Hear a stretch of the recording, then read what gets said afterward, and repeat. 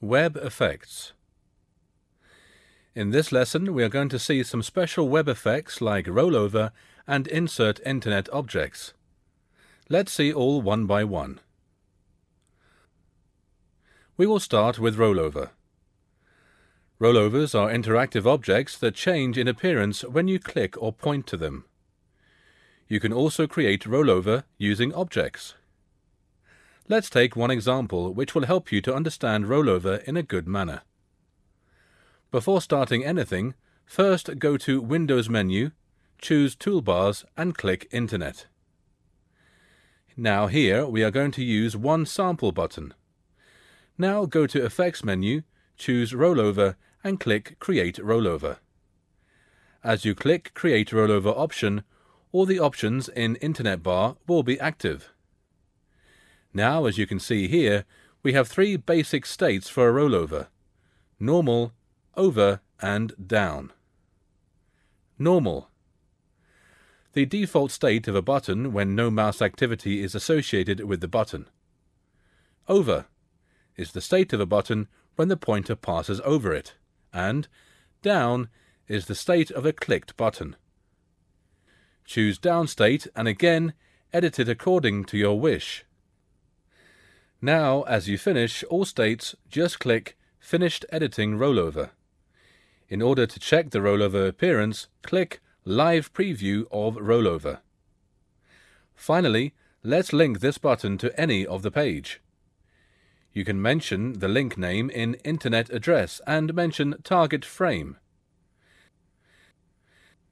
The next topic in this lesson, which we will see, is Insert Internet Objects. Go to Windows menu, choose Dockers and click Properties. Now go to Edit, click Insert Internet Object and choose from this list, which contains many Internet objects. Let's see all one by one. Java Applet. Java Applet drags the mouse pointer over the drawing page.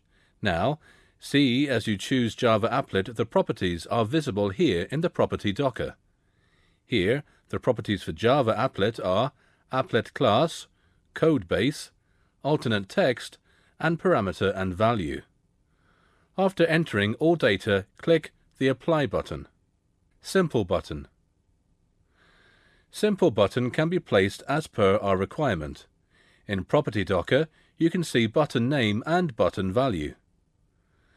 This button can be used in linking to other pages. After entering all data, click the Apply button. Radio button.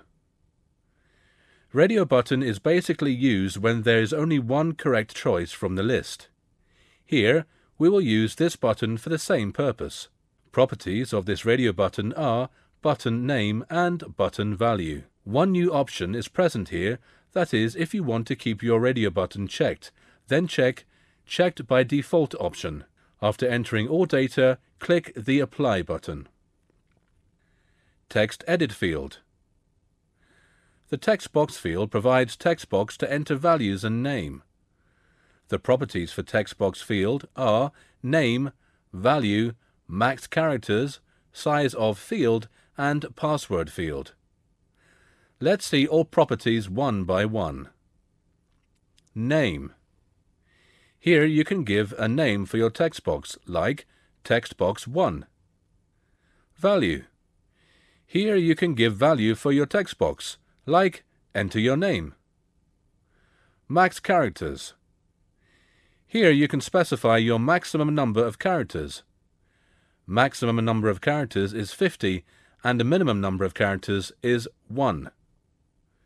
Size of field. Here you can set the size for text field, that is, you can specify length of field. Maximum value for size is 50 and minimum value is 1. Password field. Suppose you want to display your text field value in the form of asterisks. After entering all data, click the Apply button. Pop-up menu. Pop-up menu is a list of options. We call it pop-up menu because only one option is visible. The rest of the list will be visible only when pressing this drop-down arrow button. Properties of pop-up menu are Name, drop-down menu, Option List, Allow multiple selection, Visible rows, Labels and values, and let's see all one by one. Name. Here you can give a name for this pop-up menu. Drop-down menu or Option List. You can choose from two types of lists: drop-down menu and Option List. Drop-down list is a list of all options arranged in a list with drop-down arrow. Only one selected option is visible. The rest will be visible as you press this button. Label and value. Here you can specify labels and values for your list.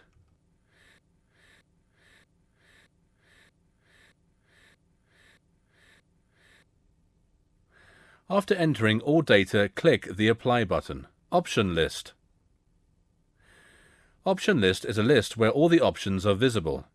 You can directly choose the option of your choice. You can also set the number of visible options in your option list. Name. Here you can give the name for this pop-up menu. Drop-down menu or Option List. You can choose from two types of lists: drop-down menu and Option List. Label and value. Here you can specify labels and values for your list. Now, to see live preview, go to File menu, choose Publish to Web and click HTML. Publish to Web window will be visible. Give a destination path and click OK. Output as HTML format. So, after completing this chapter, you now know how you can use web objects in your work.